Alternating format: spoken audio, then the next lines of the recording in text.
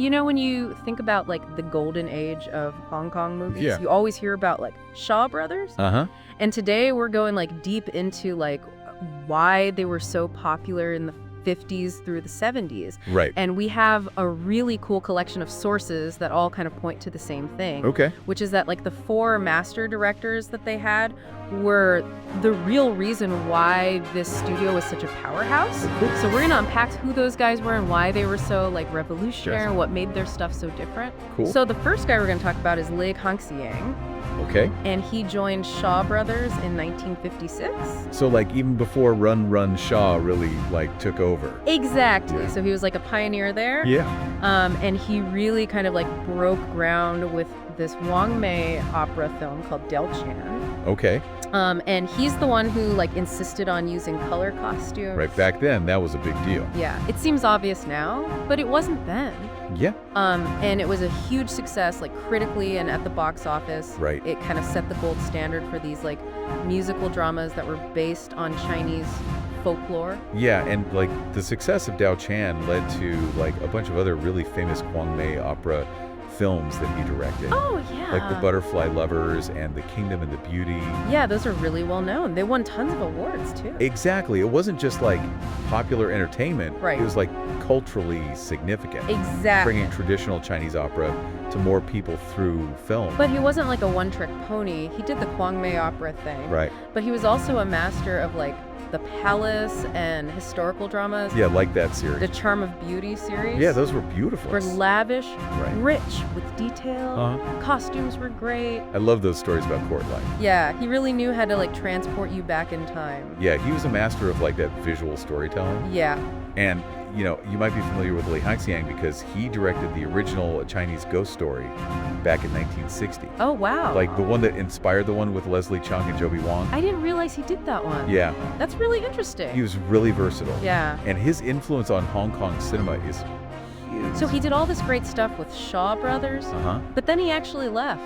Oh, really? Yeah, he started his own company called National Alliance Film Company, Huh. but it didn't really do that well, and he ended up going back to Shaw Brothers in 1972. Wow, that's interesting. Right. I wonder, like, what the pressures were Yeah. that made him want to leave in the first place? Yeah, and then, like, what brought him back? Yeah. But his comeback film, The Warlord, was a really big deal. Why is that? Well, it made comedian Chu Yuan famous. Oh, wow. He became a huge star. So even in his comeback, Li Hanxiang was still, like, changing Hong Kong cinema. Exactly. He was always pushing things forward. Huh. Later on, he started working with mainland China. Oh, wow. Yeah, in the 80s and 90s, even into the 2000s, he directed The Burning of the Summer Palace. I love that one. And then there's The Last Emperor. Oh, yeah, that's like an international hit. Yeah, it won all those awards. And Tony Leon Kafai, Yeah. he became the youngest Best Actor in Hong Kong Film Awards history because of that movie. That's incredible. It really shows you, like, Yeah. how important Li Hanxiang was. Yeah, he was able to stay relevant for decades. Totally. So when you look at his whole career, Uh-huh. a lot of people say he's like the most important figure in both the Hong Kong and Taiwanese film industries. Wow. He always had super high artistic standards, Yeah. but his movies were also really popular. So he had it all. Yeah, he was successful both artistically and commercially. That's amazing. Sadly, he died in 1996. Okay. But his movies are still so influential today. It's a real legacy. Yeah. So moving on Okay. to another legend, Okay. KungFu. He directed what a lot of people consider to be the first modern martial arts film in Hong Kong. Really? Yeah, it's called Drunken Master. Drunken Master? Yeah, but it's not the Jackie Chan one. Oh. This was way before that. Okay. KungFu's Drunken Master came out first, and it really changed how people thought about action and storytelling in martial arts movies. Wow. He joined Shaw Brothers in 1958, Okay. but he wasn't just a director at first. Oh. He was an actor, Okay. a screenwriter, Wow. and even an assistant director.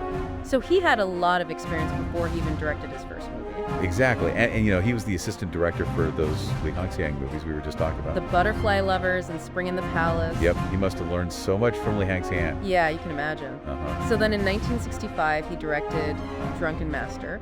Yeah, his first movie as a director. And it was so groundbreaking that he ended up leaving Shaw Brothers and going to Federal Pictures in Taiwan. Oh, interesting. Yeah. So KungFu and Chang Cheh were kind of rivals at the time? They were both like the top martial arts directors. Right, but they also kind of worked together together. In a way, yeah. Too bad Shaw Brothers couldn't keep King Hu. Yeah, our sources say that he could have made even more amazing movies if he had stayed there.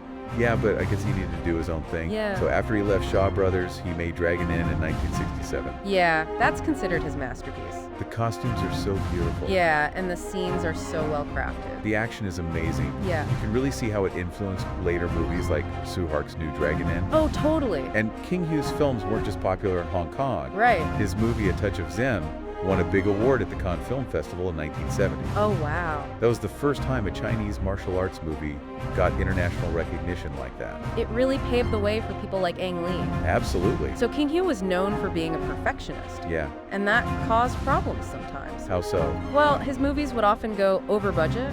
They would take a long time to make. Right. Chang Cheh even said that if King Hu had been born later, Okay. like when there was more money available from mainland China or international investors, he could have been even more. It makes you wonder Yeah. what could have been. So he made a lot of other great movies too. Oh, yeah. The Swordsman of Lingshan, I love that. One Storm in Yingshan Pavilion, That one's great, too. The Valiant Ones. Classic. And then there are the later ones that are more like visual poems. Oh, yeah. Raining in the Mountain. So atmospheric. Legend of the Mountain. Beautiful. And then he also did more traditional action movies like Number One Under Heaven. He really did it all. Yeah. His last movie was Painted Skin, The Reborn, with Joey Wong and Adam Chang. Oh, yeah. He was also involved in Sui Mark's Swordsman for a while, Really? but he left because of creative differences. Oh, that's too bad. Yeah, but you can still see his influence in the final film. Oh, really? Yeah, like in the costumes and the way the characters move and even some of the sets. Wow, that's so interesting. Sadly, he died in 1997. Oh. He was working on a movie called The Blood and Tears of Chinese Workers. But he didn't get to finish it. No, That's so sad. it's a shame. Yeah. So now let's talk about Chang Cheh. Okay. His background was totally different from Li Hanxiang and King Hu. Really? Yeah, he came from a military family, Wow. and he was even friends with Cheng Ching-ku, That's incredible. and he became a colonel. A colonel. Yeah. Oh. And before he came to Hong Kong, he directed Taiwan's first Mandarin film. Really? It was called Alishan Storm. Huh. That's amazing. He came to Hong Kong in 1957, Okay. and he was a film critic for a while. Oh, wow. And he directed a few small movies before he joined Shaw Brothers in 1962. Right. And then in 1967, he directed One-Armed Swordsman. Yeah, that was a huge hit. It was the first Hong Kong film to make over $1 million. $1 million. Yeah, that's why they called him Zong Bai Wang. Which means. Meg the Millionaire. Right. But the movie was important for other reasons, too. Yeah, it really changed how violence was shown in movies. Exactly. He wasn't afraid to show the brutality of it all. Right. And his influence on later directors, like John Woo, is clear. Oh, yeah. Chang Cheh's movies were all about male masculinity, Yeah. like bare-chested, strong men fighting each other. It was a very distinct style. Yeah, and it was super popular. He also had a lot of disciples, Oh, yeah. So many talented people came out of his school. like Wang Yu and Luo Lia. Yeah, they were some of the first. And then there was Ti Long and David Chang. That was a great pairing. Yeah, and then Cheng Kuan-tai. And Fu Shang. And Danny Lee. And later on, Ku Chui and Luo Ma. Yeah, and tons of others. He was really good at finding and training new talent. And we can't forget about the martial arts choreographers Liu Jialiang and Tang Jia. Oh, yeah. They were so important. Their work really made the action in his movies so much better. Yeah, it was like a perfect match. Chang Cheh's directing and their choreography. It's no wonder he's considered a hero of Hong Kong cinema. Yeah, he directed so many classics. Like the One-Armed Swordsman series. Yeah. And The Assassin. And the 13 Tiger Generals. And Vengeance. And Ma Yongzhen. And the 5 Tiger General. He just made hit after hit. Yeah, back then, if you saw Chang Cheh class on a movie poster, You knew it was going to be good. you knew it was going to be a hit. And his disciples loved him. Yeah, they made a tribute film for him called Heroes of Righteousness Oh, yeah. to celebrate his 40th anniversary in show business. And Stephen Chow was even in it. Really? Yeah, he met Chang Cheh through Danny Lee. Wow, that's cool. It shows you how much respect people have for him. Yeah. Sadly, he died in 2002. He didn't have any kids. But his disciples were like his family. Yeah, they organized his funeral. David Chang and Danny Lee were really involved. And so many famous people were there. Like Wang Yu and John Woo. And Chu Yuan and Sam Horton. And Mai Fung Ko and Shek Kei. And James Wong and Chua Lam. It was a huge event. So now we have to talk about Chu Yuan. The other millionaire. Right alongside Chang Cheh. He was Chu the Millionaire. Yeah, he also came from a film family. Oh, really? Yeah, he joined Shaw Brothers in 1971. Okay, a little later than the other. Right.